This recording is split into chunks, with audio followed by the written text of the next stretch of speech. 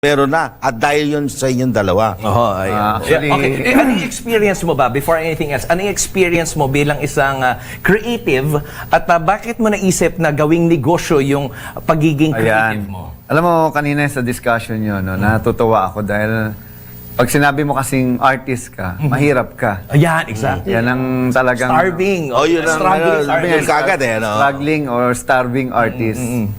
Yan ay totoo at hindi totoo at the Okay. same time. Kasi syempre, totoo kung yun lang ang kaya mong gawin. Kung halimbawa, sa akin na lang, wag na tayong lalayo, sa pagiging voice talent, Yan. you are at the mercy ng mga director, mga producer, pero ikaw mismo, wala kang magawa kung hindi ka kukunin. Ayan. So at very young age, na 21, Sir Lito, no, I became a millionaire. No? Because of my voice. Wow. Hindi dahil, kumbaga, nagnegosyo ako, hindi, dahil sa talent fee. But unknowingly, hindi pala ang pagiging artist pala ay hindi rin naman pagiging entrepreneur. Ayun, At exactly. age 23, nag-invest ako.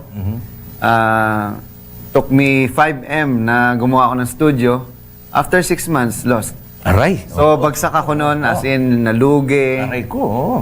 back to zero. Hindi pala automatic, sir. Oo. no? Akala ko dahil magaling ako, akala Oh, ko, yan ang ano din eh, yung episode na to, negosyo, pinapakita namin. Tama, oh. Na hindi naman nagnegosyo ka, Exactly. kita. O kaya, Tama.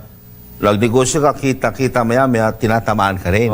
Kasi minsan, nagkakamali ka rin ng... kasi Sir Lito, para sa akin, hindi dahil magaling ka, ay entrepreneur ka na. Okay. So, magkaiba yung entrepreneur sa artist, sa Okay. talent. Magkakaiba yan. Of course. So, doon ko na-realize na kailangan ko aralin yung entrepreneurship. So, ito, ang tawag ko dito, pinakamahal na tuition fee. Mas mahal pa to.